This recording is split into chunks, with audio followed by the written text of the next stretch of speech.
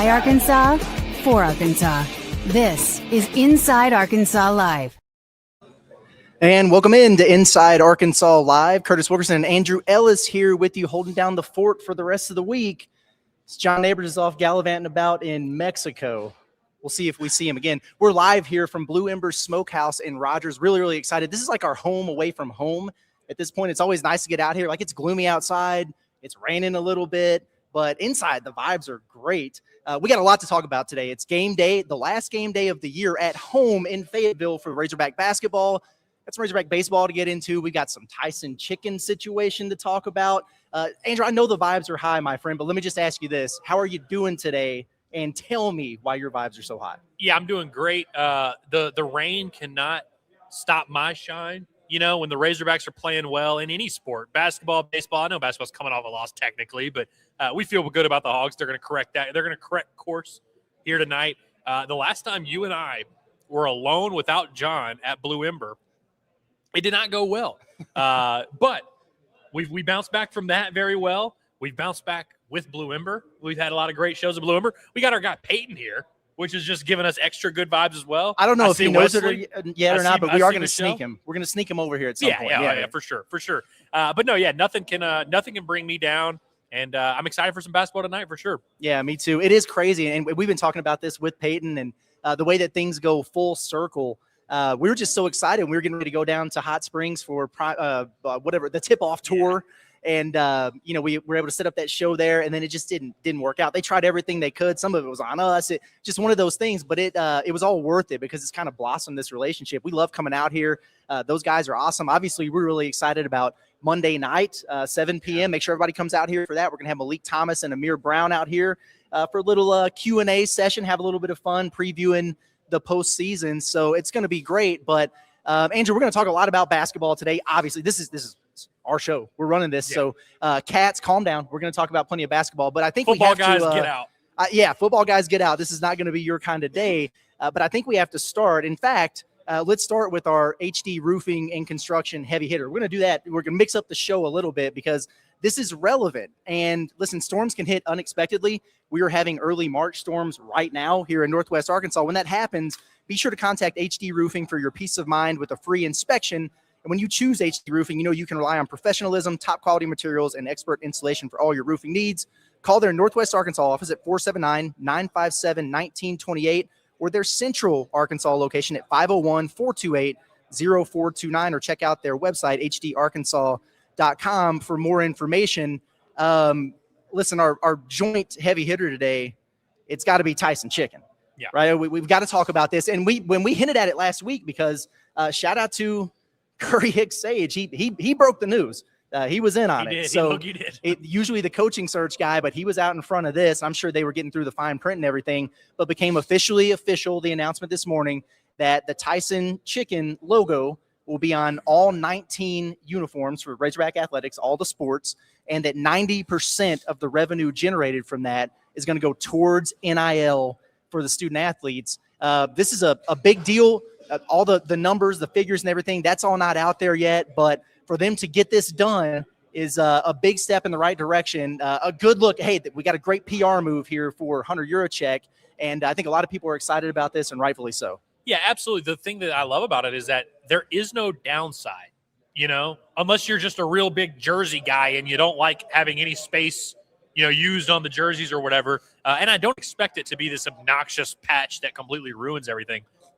I think it's going to be a pretty subtle little thing, and it's just going to, like as they said in the release, it's going to positively help student athletes at Arkansas. Will that be 1%? Will that be just a very little amount? Will it completely change the university? Remains to be seen. We don't know what that final number is. We just know it's less than $100 million. That's what we have. But no, this is a good thing no matter what. And is this a thing that, now Arkansas is all of a sudden the number one NIL player in the SEC? Well, no. Is this something where they no longer need funding for anything else? No, but in this sport, in this day and age, with the way college football or college sports in general are trending, you always have to be finding new ways to be forward-thinking, always have to be finding new ways to create revenue for your athletic department. This is a very easy way to do that. And so once again, the Chicken Man has saved us. And, listen, I don't know what else to say other than thank you, John Tyson. for doing what you do, man. You sound like Matt Jones over at KSR you right have now. done more for me than you could ever imagine. Thank you, John Tyson. No, seriously, it's a really good thing. And you think about some of the ways that they had to come up with, the money that they needed to be able to compete this past year. We saw the budget cuts, and there were folks who lost their jobs, and they had to do the reseeding, and they introduced the raffle. It's one thing after another just to kind of stay above water, to tread water. And this is going to help them a lot. And I've already seen a little bit of it in the chat, not too much, but just some folks who are a little bit, yeah, but I really don't like that look. It's going to become too much. It's too professional now. I don't want a bunch of logos to, tarnish my Razorback across the chest and everything like that. It's going to be right here, right here on the top, in the shoulder, small logo. I really don't think it's going to be all that noticeable. And if I'm being honest with you, the Tyson Chicken emblem, it kind of works with what the Razorback uniforms have going on. Like, I actually think it's a decent look. There are some companies you could have gone with, like what they went with Walmart, and they want to do blue or something. That might be a little bit weird, honestly. Yeah. The Tyson Chicken thing, I think, works. It works, and also it's already on the football field. And by the way, this is going on, I think, 19 sports, they said. It's like, it's going on all of them. So it's like all of them, and it will benefit all of them. Not just a basketball thing. It's going to benefit all of them, and which is good. I have a hard time imagining it's going to be that big of a deal. And my evidence for that is every other program, not every other program, but like other college sports have done this. I remember in the NBA when they first announced they were going to do the patches. I guess that was 5 or 6 years ago now. People freaked out and were like, this is going to be a disaster. It's going to completely ruin the jerseys, and we're going to look like soccer and all that. And it wound up not being a thing at all. In fact, I imagine there's a lot of people in the chat who didn't even realize that NBA teams have patches on their jerseys, because it's that subtle of a thing. It's not really that obnoxious. I think you're 100% right. They think about it, and they think about some of the professional, the soccer uniforms and everything, where it's just, it's obnoxious. Or which if Tyson wanted to do that. When you were playing baseball, youth baseball growing up, did y'all have sponsors on the front of y'all shirts? Yeah, like every team in town was like we were S&H Pharmacy. Yeah, and so we had ABF that going Freight. on. I've been on all of those. I was on Clico. I was on the Bug Blasters. I was on all kinds of different teams. But no, it's not going to be like that, where that now becomes the uniform, where the Tyson Chicken Razorbacks. It's going to be a little patch right here. It's no different than like a bowl patch. You play in the Liberty Bowl, you get the little blue bell right here. You play in the Peach Bowl, you got your nice little peach right here. It's going to be something like that. I think after 3 games, no one's even going to remember that it's a thing. And like we said, you talk about the pros and cons list, because everything is about pros and cons. The cons in this department are very minuscule, very, very small, that only a handful of people are actually going to care about.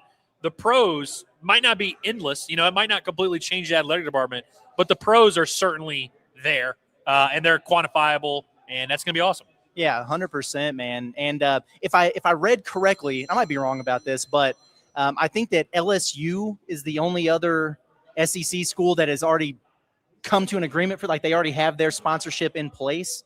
Yeah. Maybe I could be wrong about that, but I can't remember what the company was for them. It ain't Tyson Chicken, I'll tell you that. Right. So pretty cool deal. And it's nice because Arkansas is not the first to do this. Everybody knew that it was coming, but it's good to see them be out in front of something for a change, instead of waiting for everybody else to do it, complain about it, and then become reactionary. They kind of got out in front of it. They settled this deal, and that's out of the way. You don't have to worry about it anymore. So hey, when Hunter Yurachek there's been some of the things that have happened with him that people aren't happy about, and there's a lot of criticism that can go around.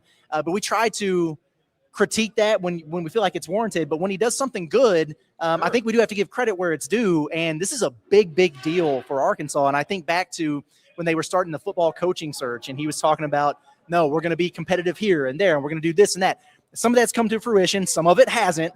But this is one of the things that they've kind of been talking about. And so it's good to see them do this. And apparently we're getting very, very close to getting those naming rights for the stadium done and finalized and announced here pretty soon. I'm really excited to see what that looks like. Yeah, absolutely. And I think you're 100% right in terms of just being close to the forefront. Like, you're not completely reinventing college football or anything, but you're doing something before other people have done it. And so for the people that because again, I'm sure there's going to be people that are upset about this, because people are upset about everything, but it's like, would you rather Arkansas wait until 14 SEC teams have done it and then get in on that? And that's usually what happens. And to your point, we usually make fun of Arkansas in those situations. And so I think this is also one of those where, you don't have to like give Hunter Yurachek that much credit, because you can also just be like, oh, obvious. The Chicken Man came through and did this one, and so it's another one of those situations. But yeah, we're certainly not gonna throw a fit and be complaining today.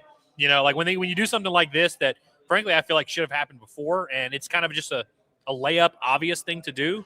Yeah, I definitely can give credit where it's due. I think this is definitely a good thing for the university, and you have to continue doing stuff like this. Like, this is not one of those things where it's like, oh, we got the jersey patch, so now we're good. We're just a great NIL school. No, now you got to find the next thing. And so we'll see if the administration is able to do that. And I also point out, and I need to go through all the fine print of it, but when we had heard that this was going to happen, my thought process on all of it, and as I had read it, was that it would go towards the rev share aspect of things.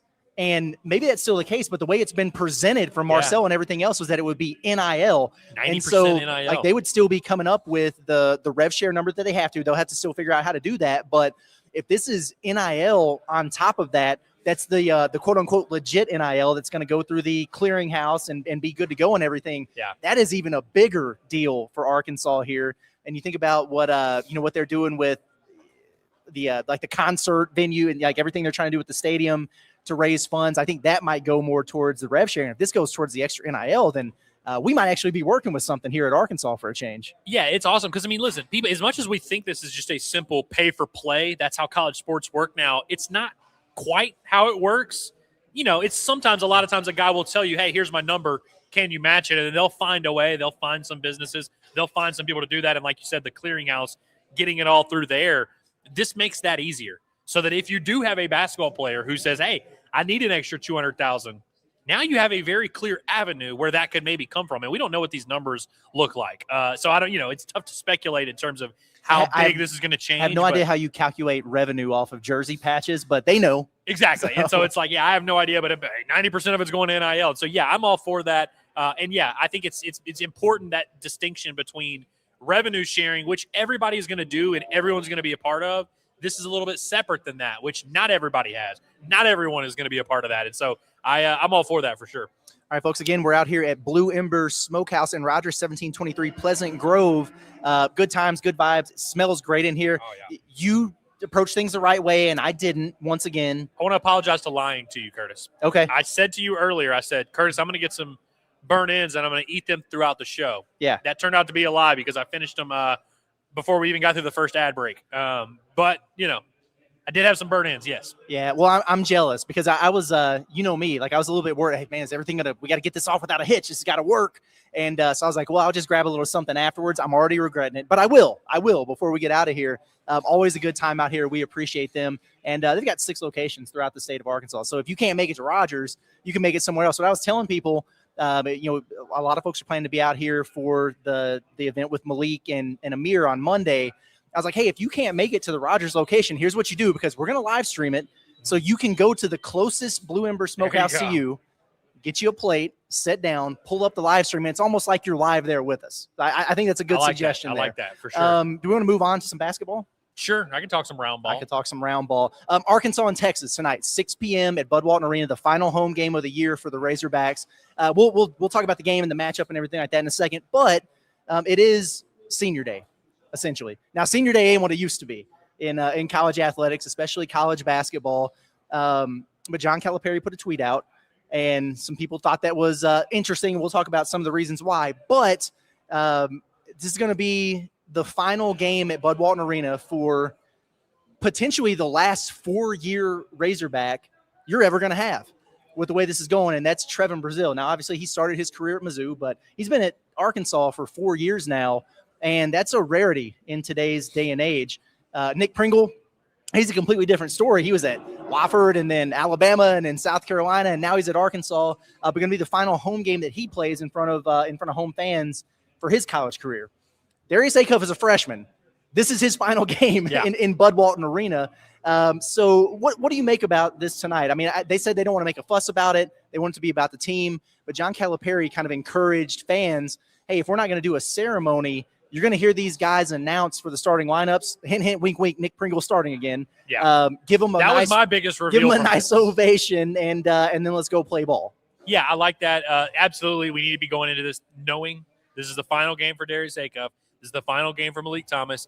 And then, Trevin and Nick Pringle officially, for real, actually, genuinely, no chance it's not their final game.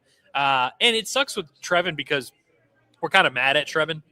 You know, we're kind of disappointed with Trevin. This is like you're going to your son's high school graduation, but he just wrecked his Nissan Altima the other day. And so it's like you're like pissed at him, but you're like, we still got to celebrate your accomplishment. That's kind of how I feel about Trevin. And genuinely, like, as annoying as he is sometimes and as disappointed as I was Saturday, I love Trevin Brazil. Like, it's been a real, like, it's been cool to watch his career play out. It's been cool to watch him grow up a little bit. And, like you said, last 4-year Razorback potentially. That's something cool. And this guy made a decision to be a Razorback, and then he made that decision 3 more times, and which in this day and age, it really does feel that way. And so, yeah, I definitely think he should get a pretty loud ovation just for that service, If the vets go serve in the war and they lose the war, you still cheer the vets when they come home, it's like you're not going to be mad at them just because, hey, your performance in the battle wasn't good enough. No, you cheer on the vets, you salute, you do what you got to do, and everyone should be doing that with Trevin Brazil tonight. Nick Pringle exists, so yeah, that's all good and well. Malik Ewan, final game at Razorback at Budwalter Arena or no? Not necessarily. Not necessarily. I appreciated that Cal worded it the way he did, and I don't really think he meant anything by it. But, like, the way that he did at least left it open to interpretation. It absolutely did. I do want to add real quick to Trevin because I do want to talk specifically about Malik Ewan here. I hope that he gets a big ovation. It just hasn't been easy for him. Now, he drives people nuts sometimes with the inconsistencies. We know that when Trevin is great, man, he's great. And then he can have the games where he's not locked in and he's kind of a liability out there. And it's been an up and down and a fluctuation. And that's just kind of part of the process of being a college basketball player. But he is playing by far the best basketball of his career in his final season here. And it's a huge part to an Arkansas team that is sitting here still playing for second place in the SEC. They're going to be a top 5 seed in the NCAA tournament. And he's been involved in a lot. It hasn't been easy, man. He transfers over and he's on that first round lottery pick type arc. Tears his ACL. He misses the rest of the year. And he was not 100% when he came back the following year. And then that season went, kaput, in the toilet, whatever you want to say. And he had all the rumors and the nastiness that was going around out there. It would have made a lot of sense at the end of that year, whether Musk came back or not, for Trevin to go somewhere else. But he didn't. And he came back, and he went through all of last year, and he's playing behind a dude, Thero, who, frankly, in fairness, was a better player. Like, he should have been the starter. Trevin should have been the backup, but he dealt with it. He kept his head down. He took advantage of his opportunity, and they invested in him this year, and he's given them 12 and 8, and fourth in the conference in block shots, and he's been playing really well for him. So I hope he gets a big ovation. I think Razorback fans, they love their own, and the longer you're around, the more they feel like your own. And so for a guy like that, when you think about Devo and like home state kids is one thing, but the guys who are here for multiple years and go through multiple wars with different teams, that hits a little bit different, I think, for fans. And Trevin's been a part of this for 4 years now. So one, I hope he's rewarded with a nice ovation tonight. 2, I hope he leaves it all out there on the floor. Like, throw it back and have one of those, Louisville, Texas Tech type of games and leave your mark in Bud Walton Arena. Yeah, I definitely think that him being a 4-year Hog makes it hits a little bit different. I think his ovation should be very different than Nick Pringle's ovation for just different reasons. But I think there's also this concept of, fans are always looking at these guys, these different players, and determining if they like them or not. Especially early in the year, you're kind of like, all right, this guy's playing. Is he doing a good job? If not, we need to go out there and get someone else, and we need to replace him. And so you're kind of viewing it through that lens. Once you're at this point in the year, I hope all fans at least understand there is no plan B. Like, you got these 7 or 8 guys in your rotation. Those are the guys. Like, all those guys need to help you. And so it's like you can look at Trevin and say, oh, I don't love that guy. I wish we had someone else at the 4. You don't have anyone else at the 4. That's your 4. That's your guy. And that's kind of been our mentality with Trevin for a while now. It's like, listen, is he up and down? Is he inconsistent sometimes? Is he sometimes immature? Does he sometimes shy away? Yeah, but that's our guy, And so we're just behind him, and we're hoping he plays the best of his abilities. And we've seen that. I mean, we literally last year's team, you mentioned it, like he was a big part of them kind of raising their ceiling down the stretch and being able to go on that Sweet 16 run was because of how well he was playing. And so, is he perfect? Hell no, he's not.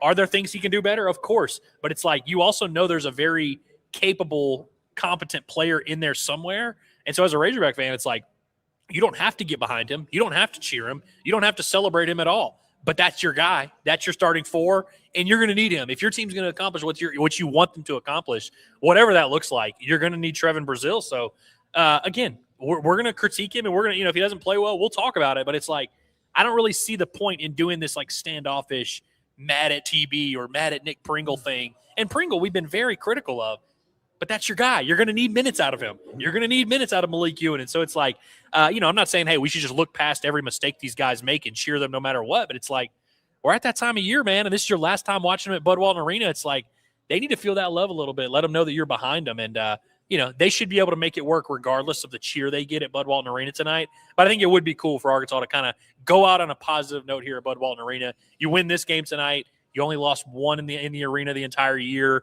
It would cap up a pretty successful regular season home slate, and I think we kind of pushed this team into March in a very effective way. Yeah, I think they had lost at least 4 games in Bud Walton the last couple of years. That's just not going to be a thing. We cannot have that be a thing. Not at the Palace, man. And with Nick Pringle, one of the things that I said on the pod at the Palace this morning was I hope he just kind of can throw it back and have a like a vintage Nick Pringle performance. And the more I think about that, I'm like, well, that probably means fouling out in 13 minutes. But sincerely, though, when he's got a matchup tonight, think about this for a second. What he's been known for his entire career, and I understand. Listen, I've watched every game. I don't need everybody to remind me of what it's looked like this season, but it's toughness and physicality and rebounding and energy. And you're getting ready to play this 7-foot, 255-pound dude, Vocatitis, who he's a villain and other fan bases hate him and everything like that. I just hope he goes in there and wears that dude out. And I'm not saying, feed it to Nick Pringle and let him go get buckets. Like, no, like physically, I want him dropping bombs on that dude. Heavy screens, throwing some elbows at him, boxing him out, pushing him around a little bit. If you're going to get your 5 fouls, earn it, man. But if he's doing that and he's tying him up for loose balls and he's diving on the floor and everything in the minutes that he does have, then maybe he can walk away from his experience at Bud Walton Arena with a little bit of a smile on his face because he played well in his last game. I mean, Curtis, if I came to you and I said, hey, if you take this charge from Joel Embiid right now, you'll get $5 million. You would probably, put your hand over your crotch and take that charge, wouldn't you? Yeah, absolutely. If you just knew, hey, if I do this, I'm going to get something awesome that changes my life. All right, cool. Obviously, Nick Pringle is not going to get $5 million for, blocking a shot or taking a charge, but he's playing so few minutes and being asked to do so little. I really hope he views it through that lens of like, if I just come in here and make 2 plays tonight, 2 plays, 1 big rebound, 1 block, or 1 putback or something like that, just 2 plays, that might be the difference for us winning and losing this game. That can be my contribution. And so, you think about what Arkansas has down the stretch. You got 2 regular season games, let's say 2 SEC tournament games, and maybe 2 or 3 NCAA tournament games, 5 or 6 games. Nick Pringle, you got to make about 10 plays, dude. Like, just go take a charge, go block a shot, go get a rebound here and there.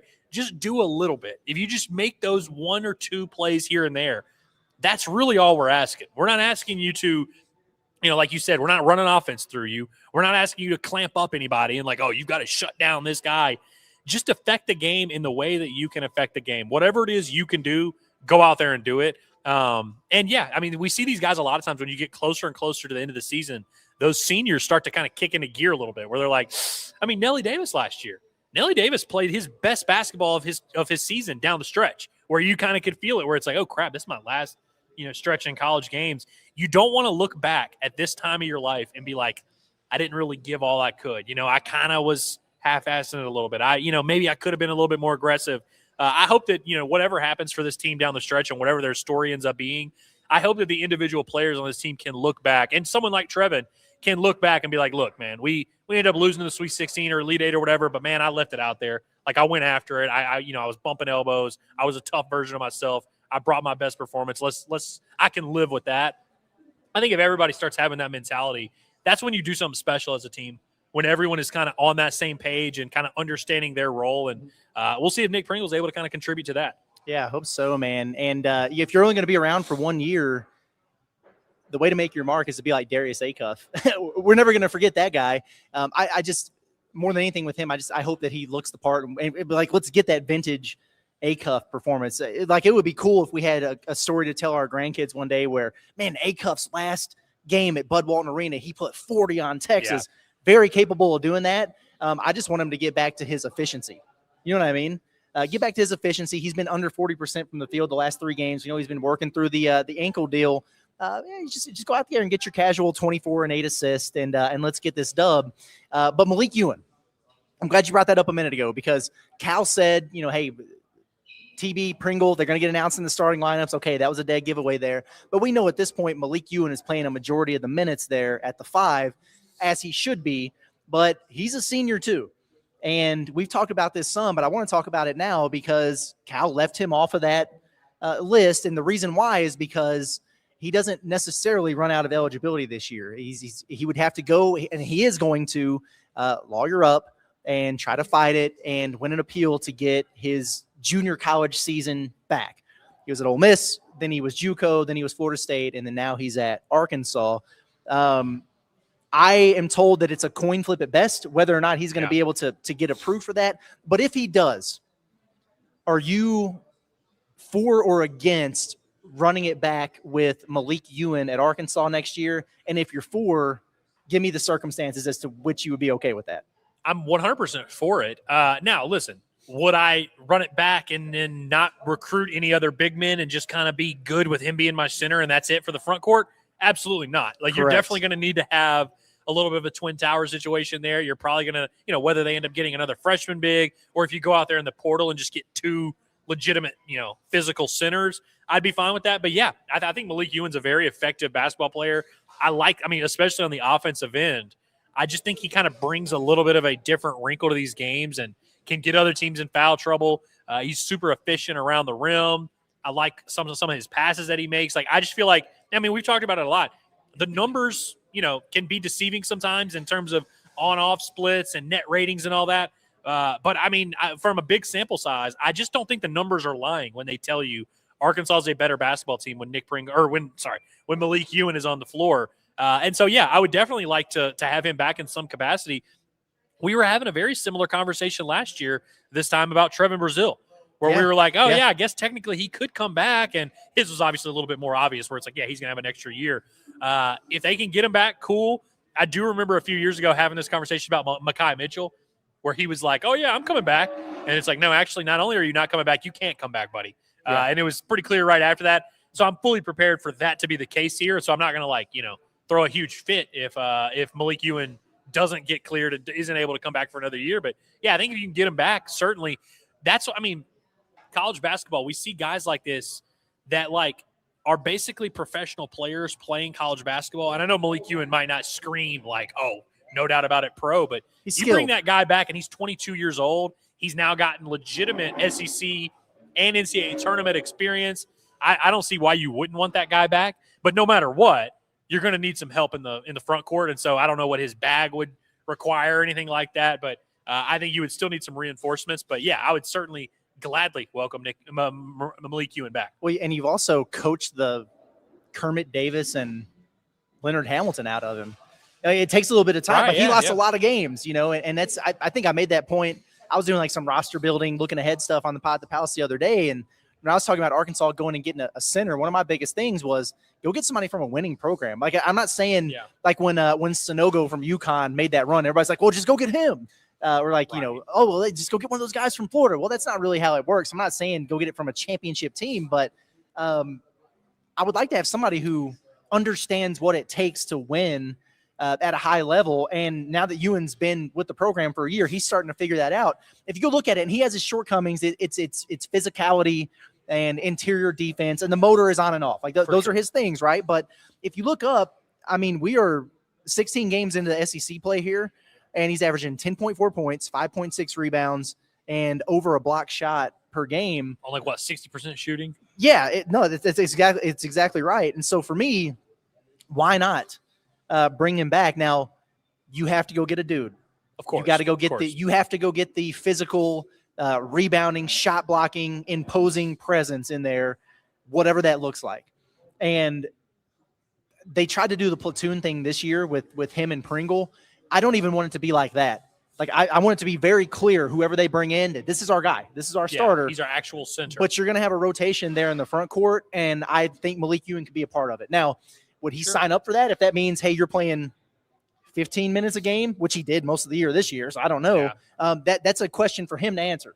or if he wants to go try to find a role somewhere else. But if I'm Arkansas, if I'm John Calipari, and I tell him, hey, we're going out here and getting a dude, understand that, but you want to come back, we would welcome you back. I'm okay with that. You just read off those numbers, Curtis. If Arkansas landed a transfer portal center or forward that averaged those numbers, like a high major guy in the SEC, and he's played in a couple NCAA tournament games, and who knows, we might get to the NCAA tournament and Malik Ewan might be completely useless and actually be, a huge negative for the team. Maybe that's what happens here, but I definitely think if Arkansas landed someone with that experience and had shown that offensive skill set, we would be all about it. You know how I know that? Arkansas landed Malik Ewan, who was less accomplished last year, and we were all about it. We were like, yeah, it's perfectly fine. And so it's like you're definitely going to need to go out and get at least a couple of those portal bigs or some kind of version of that. But I think you can give yourself less work to do if you have Malik Ewan there. And we also know Cal is not going to have this 12-man rotation or anything like that. And so it's like if you're kind of worried about depth, worried about bodies, why don't you just go ahead and bring back one of the bodies you have right now? You know who else averaged 10-6 in the SEC last year? Nick Pringle. Sure did, didn't he? Beautiful thing. How about it? Oh, man. We're going to continue to talk about this game a little bit. Again, we're out at Blue Ember Smokehouse in Rogers. Still smells phenomenal in here. There's a bunch of people in here, man. It's crazy how we show up. They open at 10:45, and every time we show up here for this show at that time, there's people already a bunch of folks in here eating and everything. Brunch barbecue. I think it works. No, it definitely works. I think it works, man. Good place to be. We're going to have our buddy Peyton on here in a little bit to talk a little bit more about that, and he's going to be out the Razorback basketball game tonight. So what do you make of this game tonight, Andrew? Well, first, actually, let's start here. Last night in the SEC was crazy. It was unbelievable, some of the things that happened. And the beauty of Arkansas being the only game on Wednesday is that you get to watch everybody else play on Tuesday, so you already kind of know in terms of well, if this happens, this is what it means for Arkansas, and then this seeding and that seeding, if this team wins and that team wins, and it's all jumbled. Well, now it's not. It's very cut and dry. Arkansas wins tonight, they are no lower than the 3 seed in the SEC tournament. It's that simple. There's your math. Go win this game, and you get your double bye. You can have your conversations about chilling on Saturday, whatever. Beat Texas tonight, and you're in a great spot. And it's because of some of the nonsense that happened across the league. Kentucky went down to Texas A&M. Got handled, got throttled in that game. And they made it a little bit closer there at the end, but they were down 20 for a portion of that in the second half. That's a big win for Texas A&M. They needed that, but it puts Kentucky in a tough spot in terms of they were trying to sneak up in there in that double bye range. It might be more likely now that they're playing in Wednesday Sadness. They got Florida on Saturday. And then the other big result, obviously, and this was more surprising. At least Kentucky went on the road, played a tournament team, and lost. Missouri went on the road. And as Peyton mentioned, do they have one more stupid loss left in them? Yes, they did. They went down to Oklahoma, and they got handled from start to finish in that basketball game. Shout out to Porter Mosier. Shout out to Sister Jean for helping out the Hogs in that one. But those two results right there made this a lot less complicated for Arkansas. Tennessee won. It doesn't matter because Arkansas has got the tiebreaker over them no matter what. So now we're in the position where if the Hogs win tonight, they get exactly where they want to be. Yeah, it's hard to overstate the difference in how we feel about Arkansas's positioning right now compared to 1 year ago. 1 year ago, Arkansas was in this mode similar to Missouri, similar to A&M, similar to a lot of these teams where they were in kind of NCAA tournament, not must-win mode, but like their last 6 or 7 regular season games felt like tournament games where it's like, hey, we need to bring that intensity. We need to be ready to roll. And we saw Arkansas rattle off some great performances last year. You go on the road and beat Texas. You go on the road and beat Vanderbilt. You have some important wins down the stretch that really solidified Arkansas. But once you got to the tournament, Arkansas had kind of already been playing in those, no tomorrow type of mentalities, and it wears you down a little bit. And we kind of saw that in the Sweet 16 where Arkansas just kind of hit that E about halfway through the second half.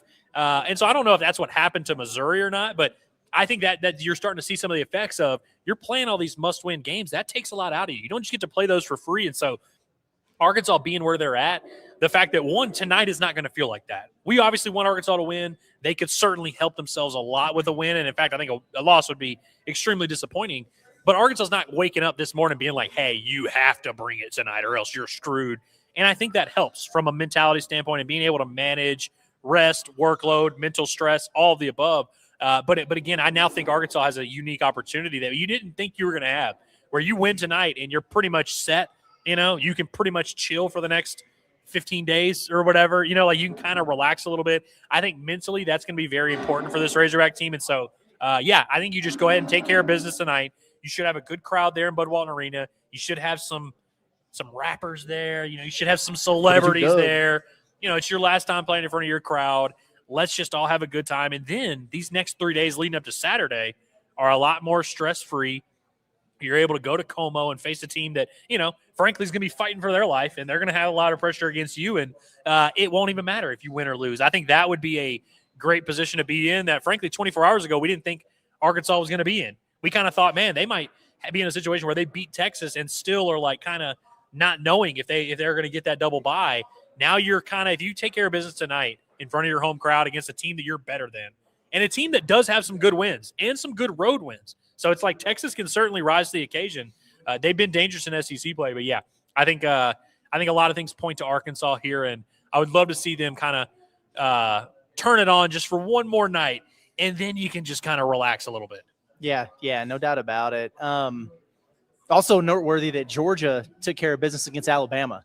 Yeah, that was a good performance. Controlled them there from start to finish, and what that means is now Arkansas goes 2-0 this week, and if Bama drops their rivalry game to Auburn, Arkansas can get the 2 seed still in the SEC tournament, which means you would avoid Florida until the title game. If you're interested in that, I know everybody's like, just don't even go to Nashville, just don't even play, forfeit it, send somebody on through.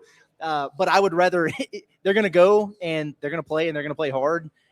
I would rather not win on Friday than have to see that Florida team again on Saturday. So please, by all means, let's lock up the 2 or the 3 at this point. But yeah, I mean, listen, you're right. This is not going to be an easy game for Arkansas tonight.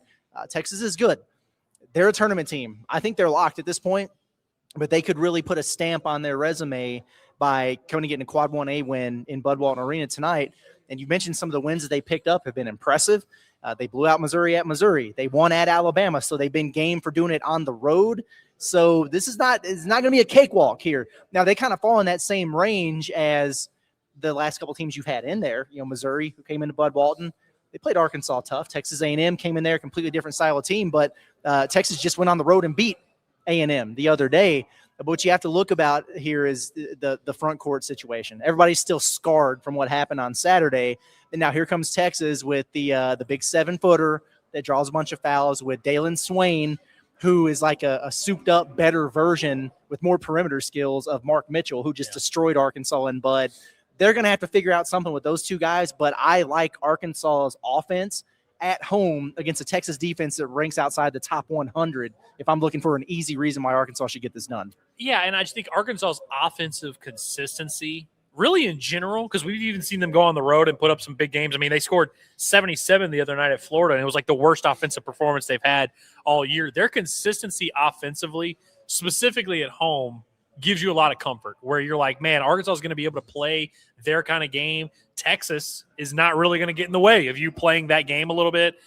You do kind of have to worry about their front court, but every game Arkansas plays, you got to worry about the front court. And so as much as that Florida game was kind of a baffling little eye-opener there of like, oh, wow, you can face a team with some size and really get dominated, we've seen a lot of teams be able to score inside on Arkansas and then not be able to outscore Arkansas playing that way.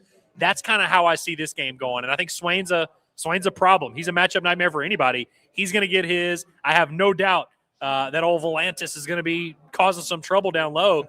But I don't. That's no different to me than the Missouri game where Mark Mitchell popped off, or the Alabama game where Aiden Sherrill popped off, or whatever. Like, we've seen Arkansas in those circumstances a lot. And at home, they usually score enough to make it work. I do want to clear up real quick. I see our guy Daryl in the chat saying that tonight is a must-win game. This is very much – I want to make this as clear as I can to Arkansas faithful. This is not a must-win game by any stretch of the imagination. Now, would we be disappointed if Arkansas lost? Of course we would. We would be angry. We'd be annoyed. We'd be pissed off because that would mean Arkansas then has to bring it on Saturday, and that would just be a frustrating spot to be in. But make no mistake, this is not in any way, shape, or form a must-win game for Arkansas. And that's actually why I think Arkansas is very dangerous in this situation here, because you're facing these teams who are facing a lot of pressure and you're not. I think that gives Arkansas a little bit of an armor. But, again, we don't want Arkansas to lose. We're going to be upset if they lose no matter what. This is like we don't need to be pretending like this is a must-win game for Arkansas. It's not at all. Yeah, get it done, and it's just you're done having to worry about everything else. You know, Sure, you don't have to think about what happens on Saturday. What does Kentucky need to do? What does Tennessee? Yeah. You don't have to think about any of those things. You win and you have what you wanted, which is that double bye. But if you don't, then you have Saturday. And if you lose Saturday, if a couple other teams lose, and you still get where you want to be. But yeah, I'm with you. Like it's not the type of loss that you would want to take. I will also point out, Texas objectively, yes, a tournament team. Yeah, they're definitely a tournament team. They are absolutely a tournament unless something team. weird happened. Like if they go 0-2 this week. Because who did they play? They play Mississippi State or somebody. They host Oklahoma on Saturday, but still kind of dangerous. But if that happens, you gonna bump them out and put Auburn in? Yeah, I think Texas. You know what I'm is probably saying? safe. I think they're in a good spot. Even if they went 0-3 here down the stretch, they'd probably be in Dayton. Yeah, they'd probably be in Dayton. But this is an NCAA tournament team, and again, it would really suck to lose to Texas because you lose to a rival. You'd lose with 42 Doug in the building. You'd lose your final game at Bud Walton Arena. It would certainly make us kind of reevaluate where we're at. But not every game is a must-win game. You know, I just need to make that clear. Yeah, no, for sure. Hey, today's show is sponsored by our partners over at Hickey Hull Law, where they handle matters such as divorce, custody, criminal, civil litigation, and more. The foundation of a strong attorney-client relationship is honesty and trust. Hickey Hull Law prides themselves on building relationships with their clients by providing honest, principled advice and representation. They know every case they take is important. They strive to give each one the utmost time and care that it deserves. Hickey Hull Law have offices across the state of Arkansas in Fayetteville, Fort Smith, Little Rock, and Mena. You can give them a call today at 479-434-2414, or you can check out their website, visit hickeyandhull.com. It's Hickey Hull Law. Things are about to get better. Should we check out the chat? See what's going on in the chat?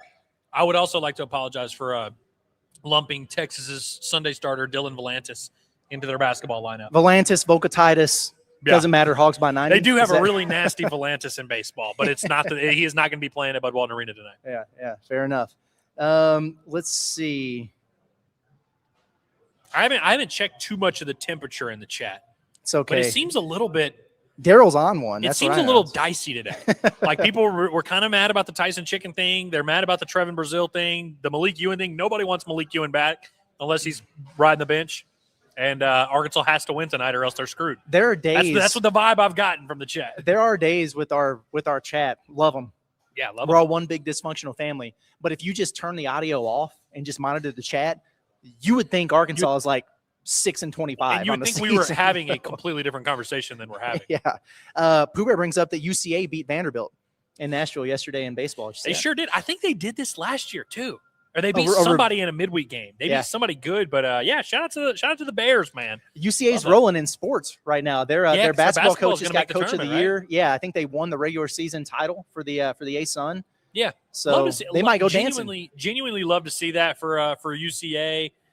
And who's playing quarterback at UCA? Didn't they just get like some Arkansas quarterback? Oh, did some Arkansas kid did Walker White transfer there? Is that what happened? I'm pretty sure Walker White transferred to UCA. Okay. So I mean, low key, UCA football, basketball, baseball, an absolute juggernaut. Yeah, they're hanging in there, man. I thought this was funny. I saw Luke in there earlier. Katz comes in. He says, "I'll be honest. I came in here and almost said, how about them Cats? 11-point loss ain't terrible, is it, Luke? Should I be proud?" Should we actually need to address the Luke Cats thing? Yes, we do. So obviously, Cats. Anytime you're against Cats, I'm usually going to be on your side because he sucks. I can't be on Luke's side here for a lot of reasons. One, because Luke's team has completely fallen apart down the stretch, and he disappeared. Anytime you disappear when things get bad, you don't have my respect as a human being. Like anytime you just only talk when things go well for you and then completely disappear, you are no longer someone I respect. And so for him to be absent during Texas A&M's 7-game losing streak and then to pop up and be doing the pumping your chest out and talking to Cats and all that, even though I don't like Cats and I'm not defending him, I'm really just mad at Luke for I thought we said a while ago, we were like, Luke, you're better than that. He might not be better than that. Yeah, I'm starting to wonder myself. I did think this was funny too. I don't know if you saw it or not, but from J-State Parker says, "Cats, was that you that got kicked out of Reed Arena last night? Did you see that?" I saw a little bit of that. They had Kentucky folks fans that got arrested, tossed out of there. It was pretty funny. I Yeah. immediately thought about cats too. Probably was. A couple super chats we got. Kalen says, saw LSU also did this, talking about the jersey patches. jersey Yeah, ones? I saw that Yeah. too. And I'm sure a lot more are going to follow suit. I don't know that I recognize the name of the business that they had partnered with. I mean, I'm sure it's a great one. I just wasn't familiar Probably with it. an injury lawyer. There's like 7 injury lawyers in LSU. Or maybe is it Tony Chachere's? Could be. That'd actually be pretty sick. That'd actually be pretty awesome. Heartbroken Hog says John Tyson Razorback Stadium incoming. I don't think so. No. Like, wouldn't they have You just can't announced have- that all you at can't have once? John Tyson foot the bill for the entire athletic department, including the stadium rights. Like, that'd be a tough one. Yeah. You got to Now- find someone else to foot that one. I wonder is it going to be another one of the usual suspects? You know, like, Hunt or Walmart or something, or if it's going to be just something out of nowhere. I mean, I can't imagine it Because comes then out they of pass nowhere. it off to Learfield to figure It's it out, such right? a large amount of money to where I'm like, I just don't think, some like the catfish hole is buying it. You know what I mean? I think it's going to have to be a massive company. I'm excited to see though. Not that I care. You know what I mean? Yeah. Well, I was about to say, how would you feel if If it that is some check big clears- Fortune 500 from like out, somewhere else? Would that make you look differently at because it's what we always talk about here in Northwest Arkansas. It's like, they've got state. I would prefer for it to be an Arkansas company. Me but, too. What movie was it that I was watching where the arena was named PonziScheme.com Arena? And I was like, oh, that's funny. I'm like, they should do that. That's hilarious. Let's see what else we have here. Appreciate everybody for hanging out with us. Derek says, out here working, but always listening. Hey, new Move profile pick. pick alert for Derek. Like that. I Looks like it. good. Looks sharp. Might be Mike says, Hate Watch had a lot of love It for was the Hogs. A very successful hate watch last night, I would say. It was indeed. Now, it was interesting because pretty much everything that needed to happen for Arkansas from an SEC standing standpoint did. But then you look up at the end of the night, and I get it. It's funny how many people don't understand satire and were commenting on my tweet being like, you do know Joe Lenardi's not good at bracketology, right? Like, he's 125th on the bracket matrix. I'm like, you don't even know what the bracket matrix was. And so I started talking about it, but whatever. But yeah, Arkansas opens the night as the top 5 seed, according to Lenardi, and ends the night as a 6 seed. So they dropped at least 4 spots because of what happened. So I'm looking at it, I'm going, wow, well, how did these other teams pass Arkansas when they were idle? Well, hey, congratulations to Tennessee for beating South Carolina. Congratulations to Vanderbilt for beating Ole Miss. And congratulations to St. John's for beating Seton Hall. Those wins jump you and bump Arkansas off a seed line. So whatever. My whole thought process on this is if Arkansas beats Texas, an objectively better team than all of the ones that we just mentioned, do you think Lenardi is going to all of a sudden bump them all the way back up to the top 5 or to a 4 seed? I'm going to say no. I'm going to say he's not. I think I would also agree no, but I think he also has the metrics in his back pocket. Where's Texas at in the net? Like 35, 38? Yeah, they're mid-30s somewhere. So if Arkansas wins, let's say Arkansas wins by 8 tonight, it's honestly not going to move Arkansas that much in the metrics. Like you're not going to move your net up 4 spots or anything like that. So I think Arkansas is probably going to hold serve and the Ken Palms and the Torviks and the net and the BPI and all that, which will probably give Lenardi the run to just kind of keep them where they're at. Vanderbilt had a nice 2-spot jump in the net for needing overtime to beat Ole Miss. For just barely beating the worst team in the league. Yeah, must be nice. This is interesting. Sax Hog Tyler says, is Trevin Brazil the Kendall Diggs of Arkansas? So short answer basketball? is no. Pretty much the only thing those two guys have in common is that they are 4-year hogs that people hate. That's pretty much the only 2 characteristics those 2 guys show. And I guess they suffered an injury at different points in their career. But like for Kendall, I would say one, very different situation because Kendall was a guy that was like the number 598 prospect in his class that came in a loaded freshman class with Arkansas that wound up being a better than we thought recruit. And so early in his career, he was like this pleasant surprise of like, holy cow, we got this, chubby kid from Kansas City who's now like hitting 3rd in our lineup. This is awesome. And then he suffers an injury, comes back poorly from that injury, winds up not even being in the lineup last year. That was his story. And honestly, it wasn't like this miraculous story. It just kind of was that way. Trevin's like a completely it's just a different set of circumstances. One, you're talking about a very highly, he wasn't like a crazy prospect in high school, but like by the time he came to Arkansas, he was starting to get on draft boards. He was already kind of seen as this this huge guy with all this potential. And we've seen him kind of not really live up to that potential and kind of get closer and closer as his career got on. But like Trevin's playing the best basketball of his career as a senior, very much in the middle of things for Arkansas.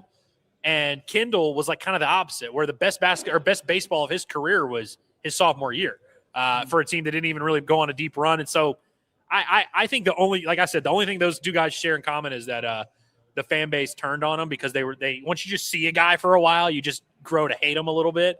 And I see Saxhawk said that he loves both guys.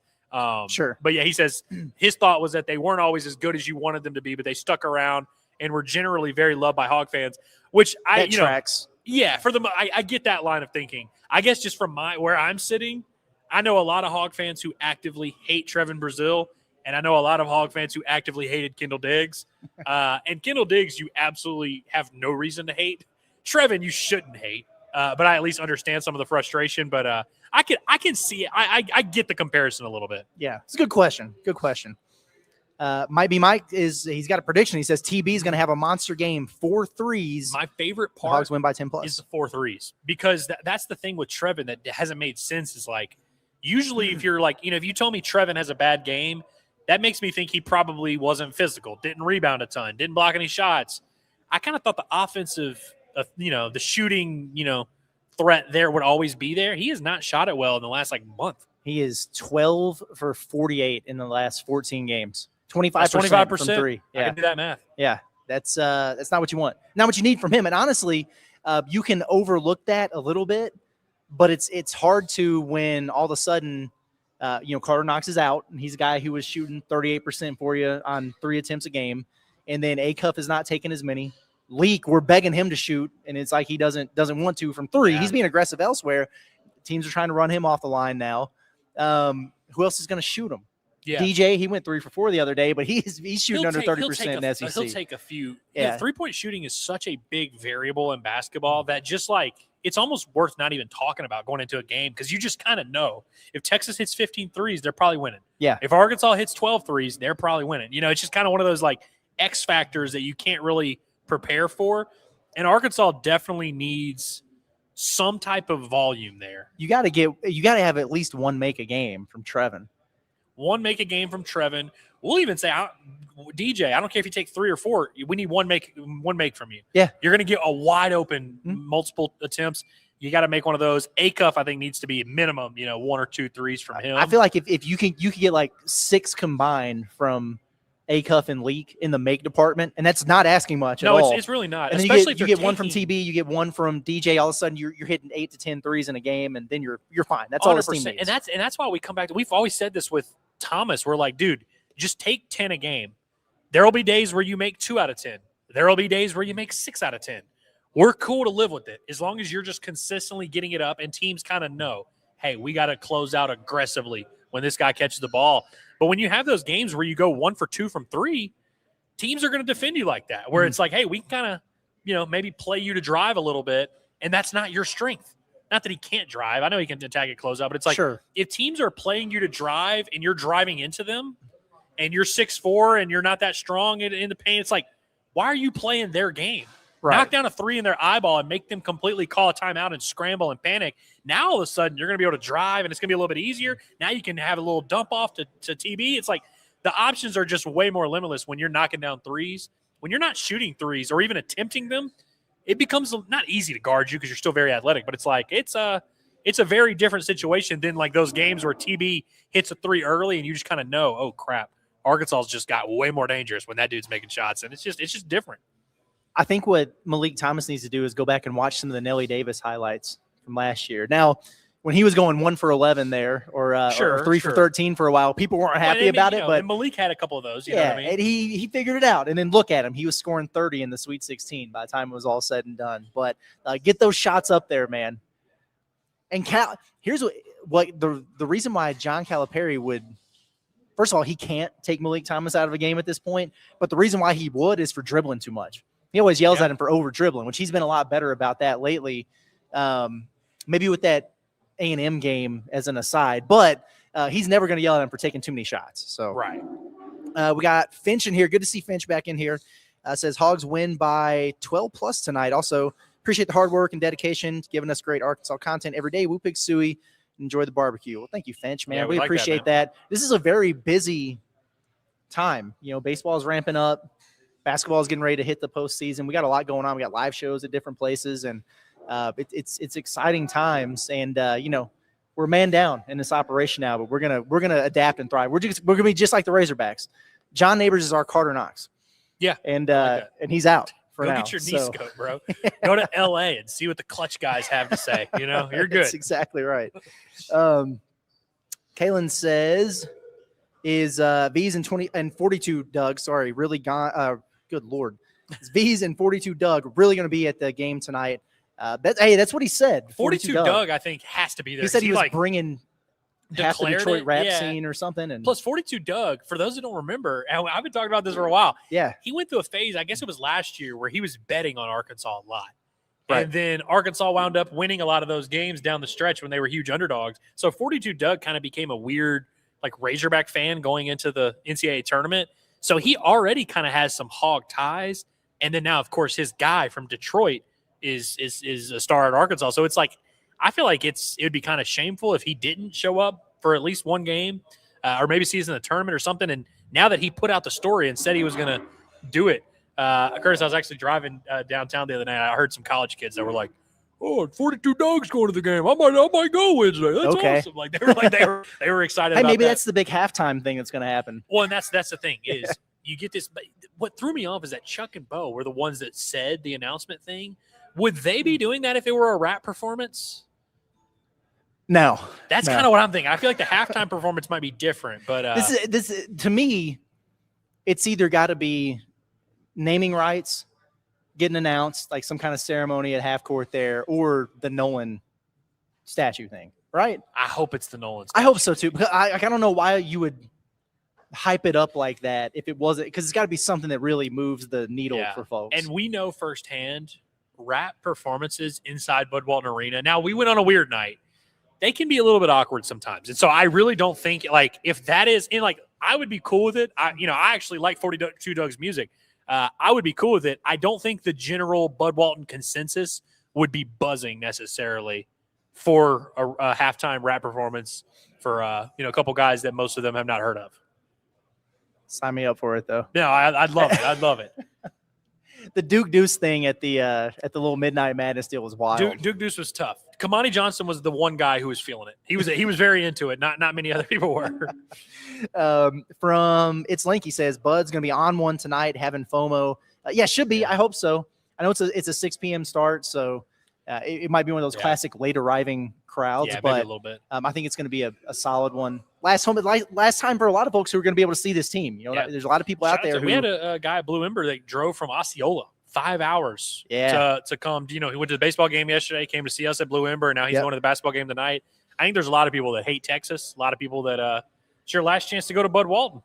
You said there's a lot of people that hate Texas. Let me ask you. I was talking about this on the show this morning.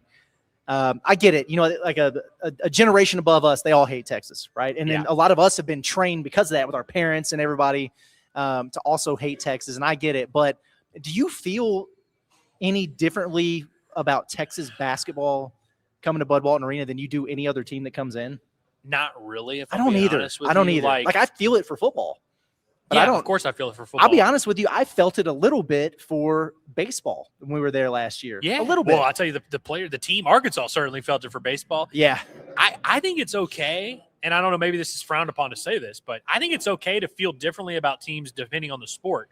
Like, obviously, if Arkansas and Kentucky playing football, we'll want to win and all that, but, we're not going to go into that game being like, oh, this is the biggest game of the year, and oh, yeah. But when they play basketball, it obviously is. I think it's okay to not feel that strongly about Texas and basketball. You still want to win, and obviously I want Arkansas to win for Arkansas purposes, for NCAA tournament, for seeding, for just a vibe standpoint. But I don't think Texas fans care about basketball, which is why I don't really think the rivalry matters and factors in too much. Same with LSU. A lot of my best friends went to LSU.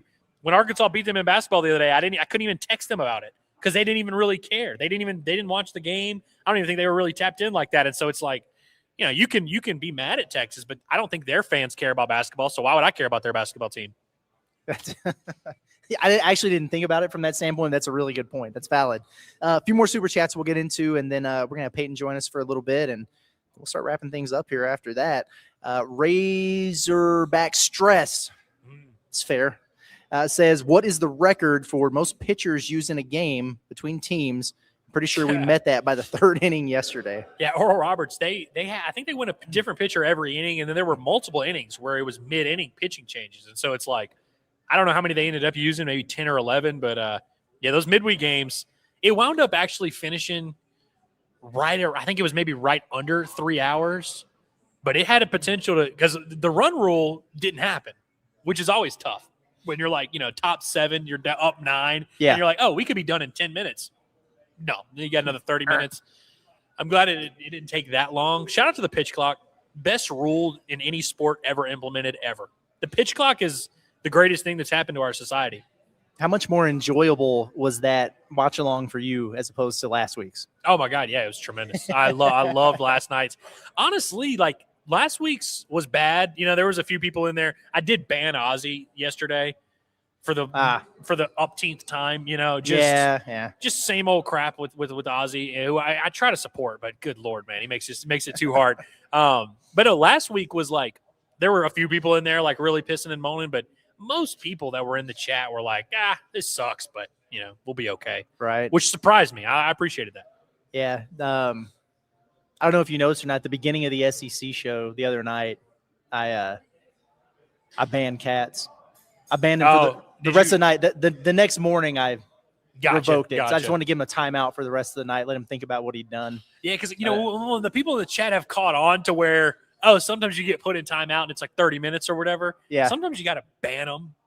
And then go back and take it off. Yeah, exactly. Give him a day, settle down a little bit. And then we'll think about what you're done. Grounded, You know that clip of Bobby Knight where he's like, bench, there's no better motivator than ass on the bench. Yeah. Ass meets bench transmits to ass. And it's like he does this whole thing. That's how it is with the timeout. There's no better motivator than getting kicked out. Yes.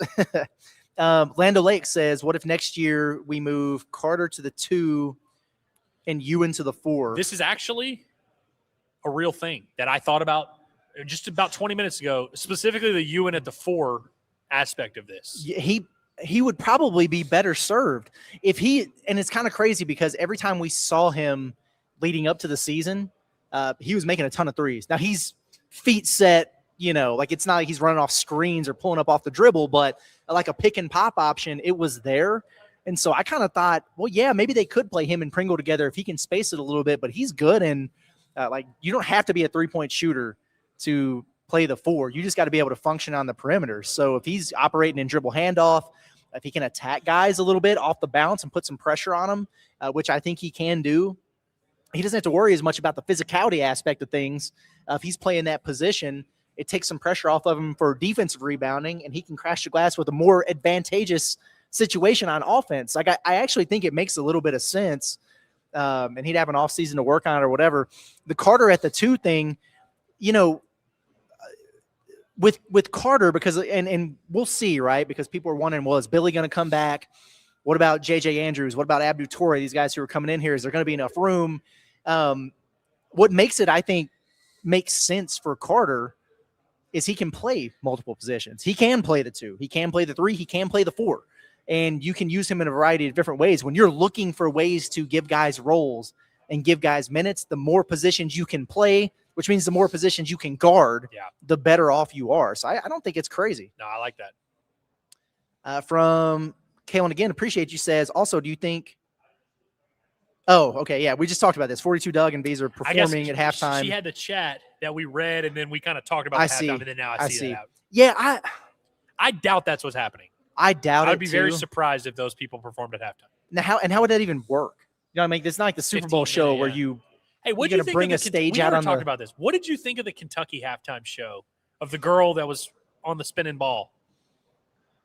I got to be honest with you. I don't even remember it. You don't remember that? No. Does anybody in the chat where if you're at the Kentucky I was probably in my feelings, Andrew. I was in my feelings too, but the halftime show was actually tremendous. It was this woman, and she had the hula hoops. And she started with 1, and then she went to 2, and then she went to 3, and then she went to 4, and then she went to 5. Then she stood on top of a giant, like, fitness ball, except it was like 10 feet tall, and she was rolling on it, and the ball was rolling, and she's sitting there, and then she starts with one hula hoop, and she's like doing the hula hoops while she's rolling around on this little ball. It's pretty impressive. It was pretty impressive. Okay. Phil was there. He knows. I kind of feel bad that I wasn't paying attention at the time. Yeah, I mean, listen, we were down bad in that moment. That was a tough day. Spent $350 on tickets for that game. Yeah. So it was a tough day for all of us, but that was a nice bright spot. Butcher Boy says, thoughts on Nolan statue picking up followers on X. So I guess there's a Twitter account called Nolan Statue or something like that. Okay, cool. So I guess I don't know. And people have been calling for this for years, but I've seen another, like a wave of it here recently that's been picking up a lot of steam. Listen, I'm all for a Nolan statue. I think he should have a statue somewhere at Bud Walton Arena or in the vicinity. I mean, I know we named the street after him, but yeah, I think there should be a little bit more for Nolan. And so, yeah, if that's what it is tonight, I will be very pleased, and I will clap and applaud and feel great about it. I like that. We got our buddy Peyton from Blue Ember over here. Here's what I'm going to do, because we do have 2 microphones. I'm going to hand him this one, and then we can share. We've got got some questions asked. Peyton, man, first of all, we appreciate you. We were talking about this. You heard us at the beginning, but it is funny how this all came full circle for us from, you reaching out when we were trying to find a spot in Hot Springs, like, hey, come out. And it just didn't work out. But we really appreciated you for sticking it with us and like, oh, man, we got to make this right. And it was at least half our fault. Okay. But this is really cool. The relationship that we've developed here. We appreciate you guys. And we love coming out here. We're also very excited about what's to come on Monday. Yeah, absolutely. We are absolutely thrilled that this relationship has blossomed the way that it has. It has been a match made in heaven, whatever analogy you want to make. Like it's been all of that, all the positive ones. But yeah, no, super excited to have Malik and Amir out here on Monday, and really excited about that opportunity. And hopefully, that's something that maybe we start and, that continues to happen, because we definitely like that. And especially those two with the personalities that they have. And I know y'all have mentioned it. I mean, they are definitely ones that stand out, and just listening to those guys talk in different platforms, like they're awesome. So, yeah.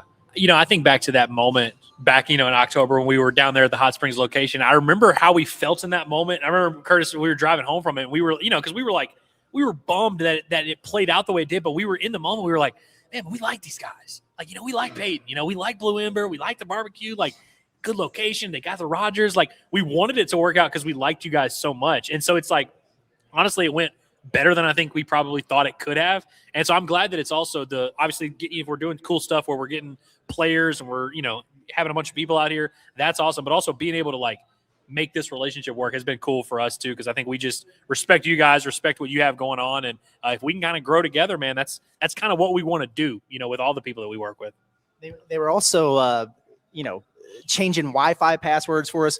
I'm pretty sure somebody was crawling around up in the crawl space trying to fix different. I'm like, wow, you guys don't really have to do all this. It was awesome. You mentioned Malik and Amir coming out here, and we're really excited about that. You're right, man. It's like it's the two probably biggest personalities on the team. It's going to be a lot of fun. One thing we were talking about the other day is like, these are a couple Pittsburgh guys. I don't know what they know about barbecue.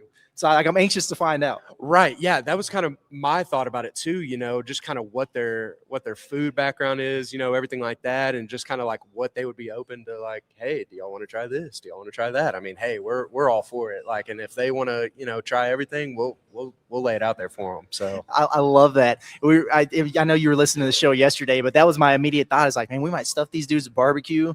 And then I'll start getting texts from somebody on the staff, in the afternoon, the next day, like, I don't know, man, like we sent Leak and Amir out there and they're real sluggish today. What's going on? Well, if that's the case, then we will definitely take the blame and put that out there. Blue Ember, took care of that. It might be, the way I'm going to phrase it is the fuel they need for their bodies ahead of the postseason. Absolutely. Get it in there, man. Some people carb load, they can calorie load. It's going to be a beautiful thing. We're excited about it. Before the show started, we were talking about some of your experiences with Razorback basketball. I know you're going to the game tonight and you're excited about that because you haven't been to a game in Bud in a while and you haven't seen a Razorback basketball game in person in a while. Why don't you tell everybody about your last couple of experiences? Because I was like, yeesh. Yeah, so the last time that I saw a game in person was at the dreaded Simmons Banks Arena. Shout out to them. I'm sure they won't like to hear this, but we were there when they played Hofstra. And obviously everybody knows how that game went. It was a phenomenal crowd, like y'all mentioned. I mean, always a great crowd. And at the time, I had a very pregnant wife who was not real happy with the people surrounding us as well. So that game went terribly. The experience, like everything about it, just so bad vibes-wise. And then prior to that, it was Blake Griffin in Bud Walton Arena, which was, as a kid, phenomenal atmosphere. It's a big deal. We were up against the very back at the top.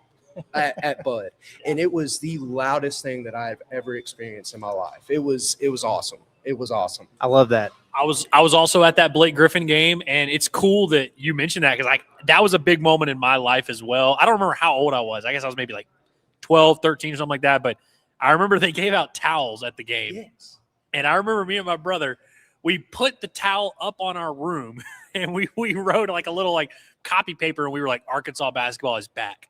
Now, they weren't actually back, as we know, because I think they went 2-16 in SEC play that year. But that's my favorite part of Razorback fandom is being able to point back to these moments in time that you remember vividly, and you can like still smell how it smelled. You can hear the noise, like you can still feel it, and it just kind of like marks times in your lives, and like you kind of remember being a kid and how you felt in those moments. We remember when we first were getting into this business and we were starting to do some of these things and traveling for NCAA tournament, and so.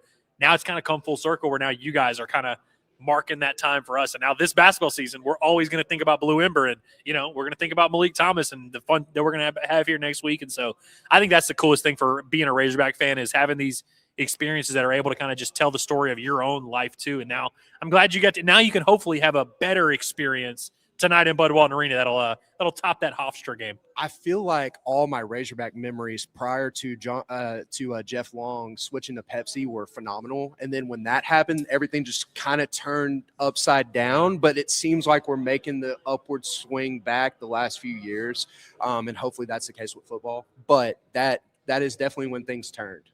Yeah, we got to get to some of those football guys in here too. We got to get an eyeball test at some of these new, O linemen, D linemen. Might have to fuel them with some barbecue. Yeah, absolutely. I'm glad that you said what you said about the Pepsi move. When me and Andrew travel a lot, and a lot of the times when we walk into a place to eat, we walk in and we immediately look over at the soda machine. It's like, all right, because this is a Pepsi situation, we might have to get out of here. So you guys are doing the right thing. You're on the right side of history. Well, yeah, it's only, Coke, it just feels very American to me. So I feel like, because you don't ever feel like, man, I really want a Pepsi. Like, and if you meet I've never felt that way. And if you meet somebody who feels that way, just walk away. I mean, that's how I feel, that just personal preference. I like that. Well, Peyton, before we let you get out of here, man, obviously we know what's going on here at the Rogers location. We know what's going on Monday night, 7:00. Make sure you come hang out with us. But you've got locations all throughout the state. Is there anything that folks need to know about what's going on? Any plug that you want to put in there for Blue Ember before you get out of here? Man, just check us out. If you haven't gotten the opportunity to go to one local, I mean, we're everywhere. We've got 6 locations scattered around, like you always say. So just give us a shot. We love having local people come in and support us. And obviously, we're Arkansas people. Like we love Arkansas. We love the Razorbacks. We are Arkansas through and through. I think that's the biggest selling point that we can have outside of great barbecue, obviously. But yeah, just give us a shout and just let us know that you heard about us on Inside Arkansas too. That'd be great. Love that, man. Well, we appreciate you and enjoy the game tonight. And I guess we'll be seeing you next week. Yeah, I appreciate it. Thanks, all right, guys. brother. Thanks. Yeah. All right. It's our man Peyton. It's good stuff right there. I have bad news to report, Curtis. Uh-oh. I just found this news out while looking at the screen over here. Oh, no. It would appear that women's basketball did not get the job done against Kentucky. That already happened? They lost 94-64. Did you see Kelsey Music's thing about Cinderellas? And I did not. Well, it doesn't matter. Apparently, apparently the slipper did not fit. Yeah, that's tough. But you know what? Well, that's tough. I was going to say good season. Yeah, what were you going to follow that up with? We'll see you next year. That's tough, but we talked about it earlier in the week. I'm glad they won a game. I know that sounds silly. It's like, congratulations, seriously. But they got an SEC win. I'm happy for them. I'm glad that they stayed together. They know. I think they knew coming into the year they were projected where they were projected. You got to stay the course. Can't get discouraged. It's going to take time for them to build that program. And hopefully they find some things out on the recruiting trail. It's like I said before, I think that Kelsey Musick coaches a fun style of basketball that I think fans would really enjoy, but she's got to get the players to be able to compete in the SEC doing that. And I don't think that was ever in the cards for this year, but hopefully they can retain who they want to retain, get out in the portal. I know they've got some high school players coming in that they're excited about, and we'll see what it looks like in the future. For sure. And then, you got the people in the locker room that are going to come back, and it's like they are going to spend all offseason remembering these games, remembering how it went down. And so anything they achieve in the years to come, it's going to kind of make that story a little bit better. But, long way to crawl, it appears. Yeah, for sure. John Calipari's been doing a lot of tweeting the last couple of days. He has been doing a lot of tweeting. He's been making waves with his tweets. He has, for sure. So I wanted to bring this up, and then we'll get some more chats, and we'll get out of here for the day. But we talked about his senior day tweet that he put out and everything like that. But when we also talked yesterday about Mitch Barnhart retiring, or not retiring, stepping down at Kentucky, taking on a different role, whatever. He's not going to be the AD anymore. And right away, you start seeing tons of BBN tagging John Calipari, come be our AD. Come back, come be our athletic director. We got a job for you. And then I know you saw Cal's tweet that he put out. He said, I saw that Mitch Barnhart is stepping down. Even though we didn't see eye to eye at all times, he did a good job. I wish him and his wife happiness. It's like that's saying a lot, and it's also saying nothing with saying very little at the same time. Yeah, it's saying a lot, because it's like he could have very easily just not said anything. But it's not like a victory lap, like a dunking on him, where it's like if someone gets fired, like if Mark Pope got fired and he tweeted out like, "Oh, hey, I saw Mark Pope got fired. That's a tough break." That would be condescending. That would be a victory lap. This still did feel a little condescending, where he's like, "Hey, even though I don't like the guy and he pretty much forced me out, I wish him well." I love that. And I feel like that's Cal's best bit, is when he kind of does the thing where he's like, "Oh yeah, I don't really, I'm not losing any sleep over this, but I hope that you find your way in life." I love when he does crap like this. Oh man, yeah, that cracked me up a little bit, and BBN loved it too. By the way, a lot of them were like, "Oh did. Wow." Yeah. I saw one guy that put Cal's tweet right next to Mark Pope's statement, and it's like, wow, it could be two different things. Like, what'd you expect? But yeah, was Cal supposed to write him a eulogy? What's Mark Pope supposed to say? The only reason he is there is because of this guy right now. Like he does owe him his life. And the only reason Cal's not there is because of this guy. You know what I mean? So it's like yeah, why would he give him like a heartfelt, thoughtful tweet? Yeah, no, it's the fact that he said anything at all is like, they should be okay with that. Right. Okay, let's get back into, actually before we do that, baseball. You have anything you want to say about baseball? Anything from yesterday? Anything coming up?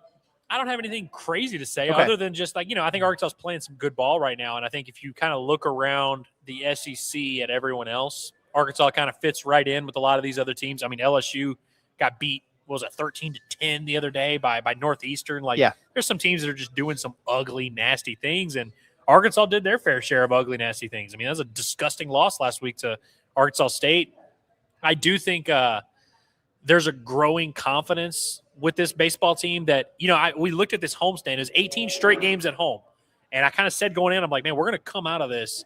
And this is good. Like, this is when your team finds their identity. And then you take it, and then you can kind of see where you stack up. I think they're starting to find at least some sort of an identity as a baseball team. And that identity is very much, we got a damn good pitching staff. We've got a really good, defense behind it.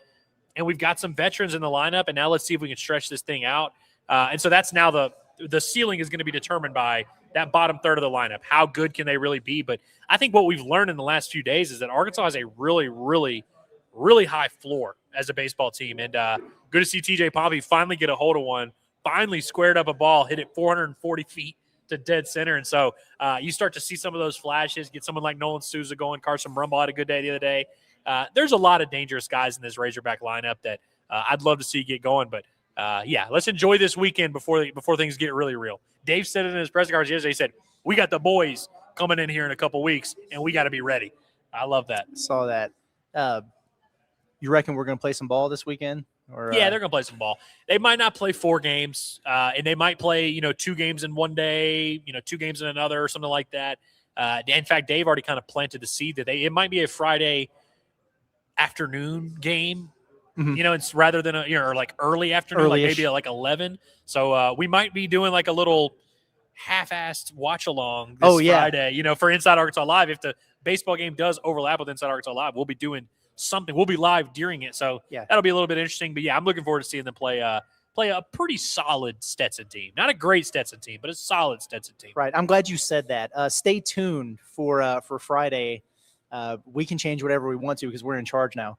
But if baseball does move that game up, that's probably exactly what we'll do. If you guys remember last year, we did basically Inside Arkansas Live right up to and during the SEC tournament game against whoever it was, South Carolina or Ole Miss. I can't even remember.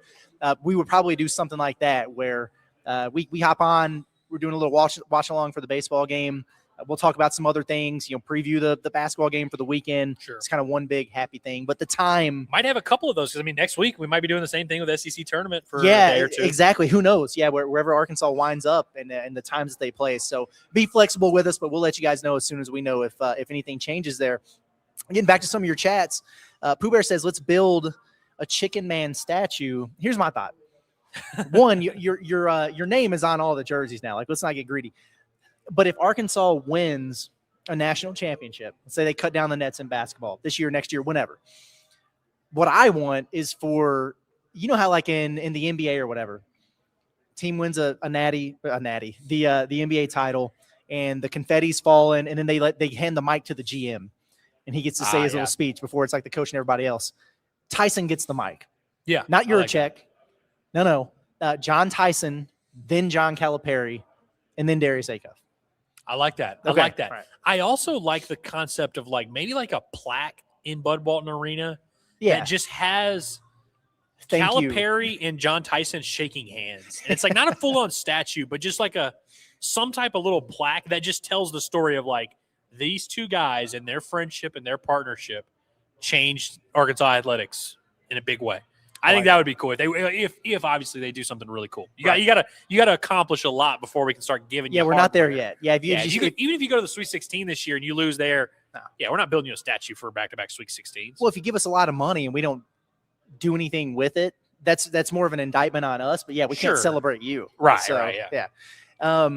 Nep says, "How did the refs miss 6 guys being on the floor?" Did you see this? I did. In the Kentucky game, I did. So they had 6 on the floor, and in the Alabama game, there was a possession where they had 4. Yeah, I saw that. Can we not count anymore? What's going on here, man? It's crazy. Did you see? All we ever hear about is the injuries for Kentucky. Did you see Mark Pope take out one of his own players? Yeah. Just banged them up a little bit. Brutal stuff. No, I legitimately hope the kid's okay. Yeah. But that was crazy. Noah takes a 3. And he's backpedaling, just rolls his ankle right on Mark Pope's foot. And it's just I know Kentucky fans had to be like, are you kidding me now? You can't use the injury excuse when you cause the injury. Yeah, exactly, man. Gosh, that was crazy. Let's see. I saw this from White River Cafe. It says, dominated SNH Pharmacy in the Woodruff County tournament 4 years in a row back in my day. Those were the days, Augusta and McCrory. Yeah, these are your rivals right here. I like this. I wonder if we squared up a little bit. You know? I bet y'all did. But I'm trying to think. It was SNH Pharmacy, Larry Smith Auto Supply, Lawhorns, Fair Oaks. I can't even remember the Augusta teams, but that's what it would be. It's like all the teams in one town would play each other. It's like a double round robin. There's the same thing in Augusta, and then we would meet for the tournament there. So it was good times, man. BP gas station. I like that. So, Oh, BP, that's good. Yeah, exactly. Love playing for oil. We had back-to-backs here from Kiko Hadar's burner. Says if Leak comes back, Andrew goes bald, and Curtis eats 2 ice cream cones from Blue Ember. I've got to shave my head, and Curtis gets to eat ice cream. I get ice cream. I think I'm winning in this situation.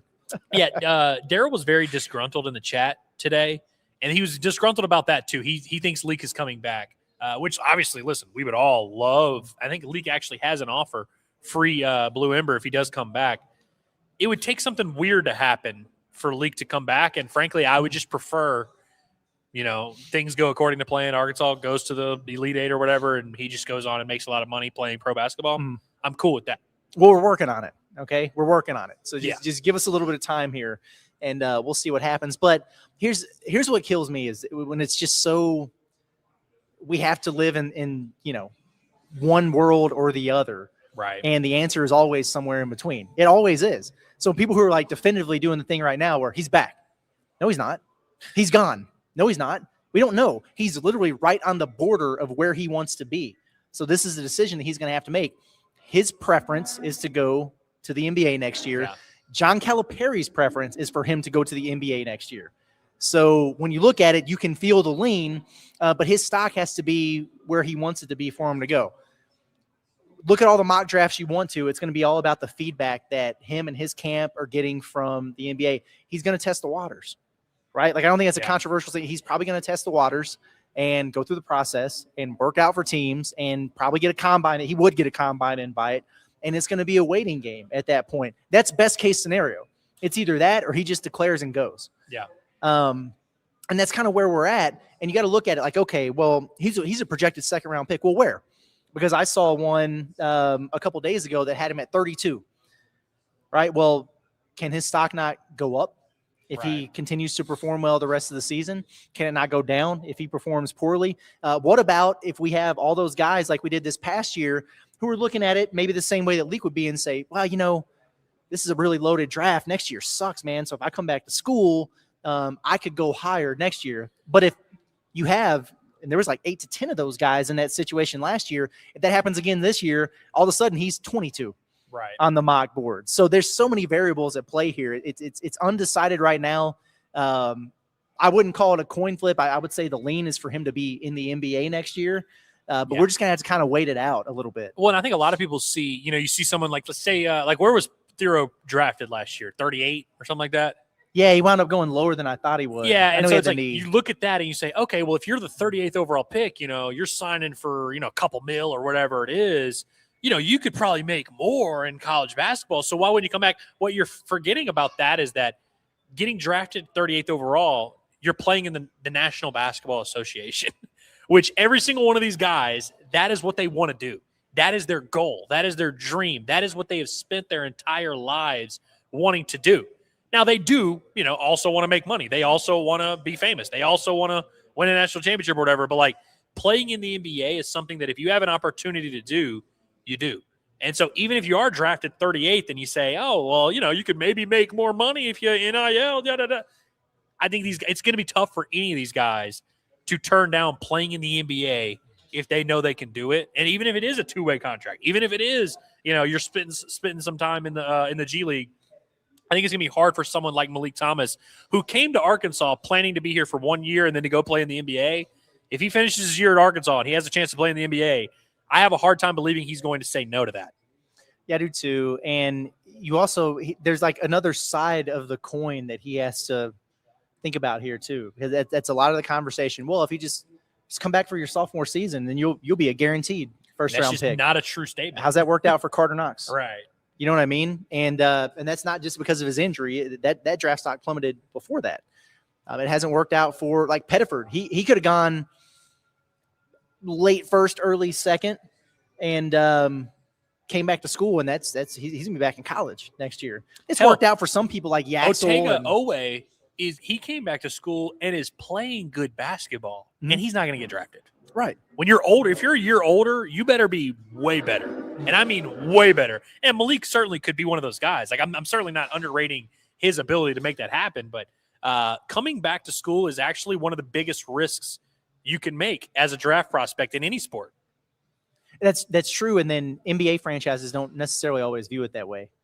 Exactly. They'll get you and develop you.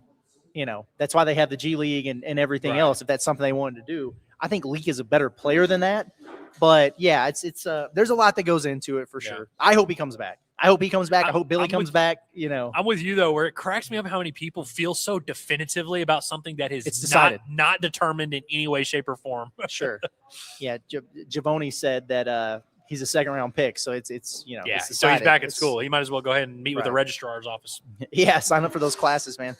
Bungus says Mika Murinen for Trevin Brazil replacement. I Nah. don't think you would be thrilled with your swap there. You would be getting a worse player. Yeah. Here's the thing about Mika, man. He's unbelievably talented. It's a 6'11", guard skills, athletic. Like he checks all those boxes, but there's some red flags there with him, and there's some consistency issues with him, and maturity issues might be the better word. You know, he didn't play on the EYBL last summer. He burst on the scene at Peach Jam 2 years ago. He was playing with JJ Andrews. He was awesome, but then he played high school ball at, I think, Campus Prep, and he averaged like 7 and 4.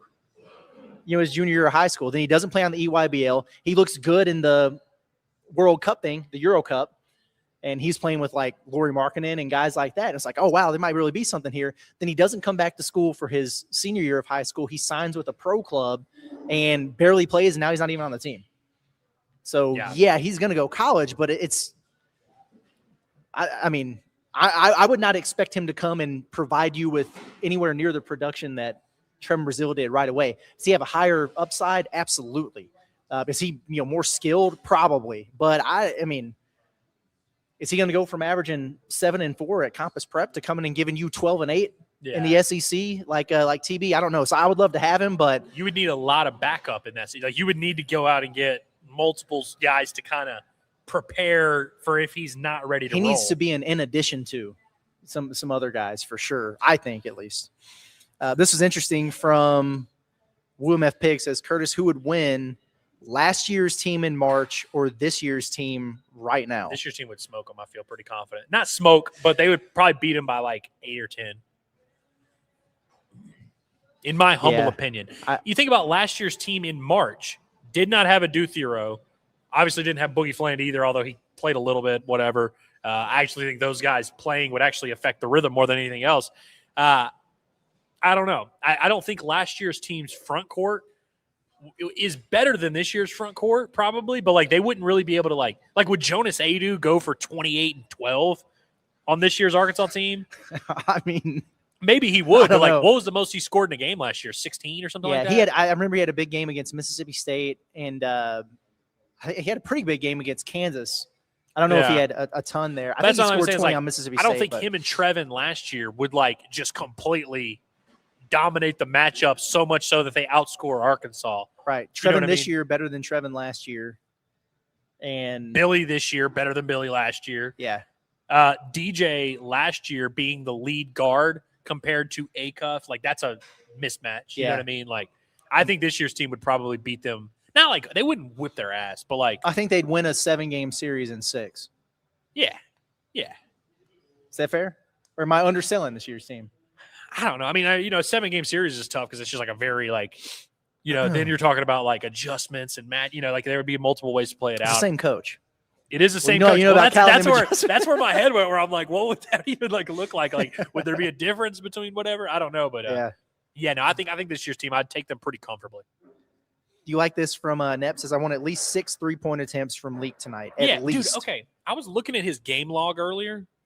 So Malik Thomas has had games. He against Central Arkansas this year, he shot 13 threes, went 4 for 13. He went 4 for 10 against Southern, 3 for 10 against Duke, 6 for 10 against James Madison. He's had these massive games. He's not shot 10 threes in a game since the calendar flipped to 2026. He has not shot 10 threes in a game. He shot 8 against Alabama, where he went 6 for 8.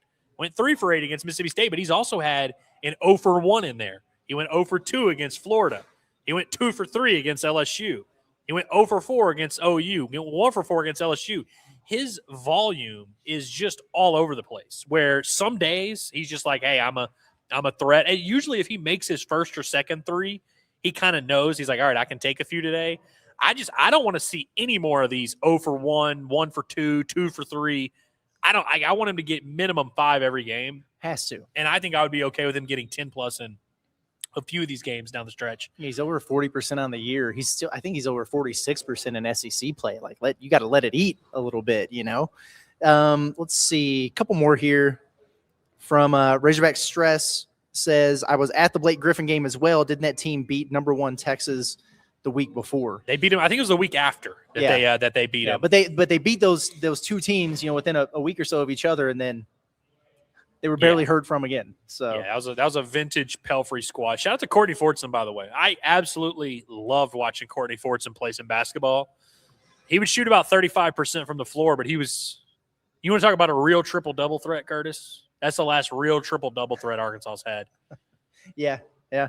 How close has the Razorback gotten this year? Had to been A-Cuff, but what, he wound up like A-Cuff, 5 boards or something in a game? Right, I think that was probably the closest. Yeah. Maybe Billy flirted with it at one point. I don't know. He's a sneaky 10-10-10 candidate. Yeah. I mean, Billy's had some high assist games every now and then. I think he might look be the up best from time case. to time, and you're like, Billy Richmond had 6 assists? Trevin the other day had like 6 assists in a game not too long ago, and you're like, whoa, where'd that come from? Absurd, nasty word. From Paddlefish says, it's my birthday. Happy birthday. Would Arkansas being a 6 seed be an easier path to the Final Four than being a 4 or 5, since we would avoid the 1 until the Elite 8? I think it depends on which one is in your bracket. Because you might be a 4 or 5 and have to see a 1 seed in the Sweet 16. But would you rather see UConn in the Sweet 16 or Michigan in the Elite 8? UConn Sweet 16. Right. Here's another thing that I would also say. Arkansas being a 6 seed would mean that you probably lost tonight and you maybe lost on Saturday. Momentum. Yeah, that's kind of where my head is. Because I agree, Paddlefish, and I've thought that for a while where I'm like, low-key, I wouldn't hate being a 6 seed. But now that where things stand, like think about it, if Arkansas wins tonight, and then that would mean that they get hammered on Saturday and then get hammered in the SEC tournament, and then you're maybe in a 6 seed range. I wouldn't want to do that. You know what I mean? If I could just hey, if Arkansas wins out and they still get a 6 seed, then we could at least be mad and be like, oh, we got screwed, and yeah, this is going to launch us. Arkansas being a 6 seed would mean they're entering the tournament limping and bad morale. That would concern me a little bit. But I do think you're not off crazy in terms of the path. But I said it to you on the way here. I'm like, Arkansas is going to play a 1 seed in the Sweet 16. They beat them, they go to Indy. That's really kind of where we're at here. Yeah, this is not going to be the year where there's a stall out in an Elite 8. They would get there. That's the thing is I feel like if you beat Arizona or whoever it is, you beat Duke in the Sweet 16, you're not about to lose to Houston. Not this year. I wouldn't think. There's such a difference, who knows? Who knows? Yeah, who knows? We got to get through South Florida first, right? Got to get through Joseph Pinion before you can do anything. Yeah, fair enough. Well, I think this went swimmingly, man.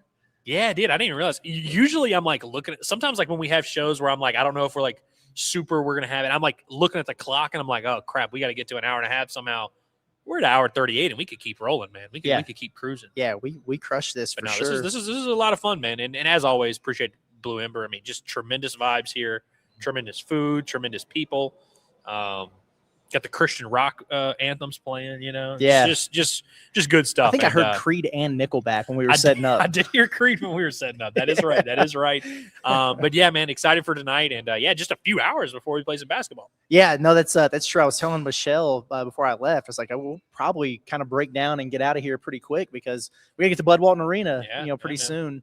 My stomach hurts so bad from hunger right now, though. I gotta get off here and get something to eat. Sure. But no, seriously, really appreciate Blue Ember for having us out here. Make sure that you come back to the Rogers location Monday, 7 p.m. Malik Thomas, Amir Brown will be out here. We're gonna have a lot of fun with that, and we'll have them up here and we'll interview them and talk with them and everything. And it'll be live streamed for those who can't make it. But then for those who can, a little bit of meet and greet action and everything afterwards. So should be a lot of fun. Make sure that you tune in for the Pot at the Palace post-game show tonight. It'll be a little bit early. I feel like we've been on a run of these things where we're starting the show and we're going. It's it's 12:15 a.m. and we're still going through super chats after an 8-point win over Missouri or something. Yeah. A little bit earlier tonight, so we expect attendance is mandatory. So make sure you come hang out with us. Might be a 3-hour post-game. Screw it. Yeah, why not? What else? We have nothing better to do, right? Exactly. So, but no, sincerely appreciate everybody for hanging out with us. Enjoy the rest of your day. Drive safe if you're coming into town for the basketball game, and we will see you tonight for the Pot Palace post-game show. For Andrew Ellis, it's been Curtis Wilkerson with Inside Arkansas, and we will catch you guys later. Everybody have a good one.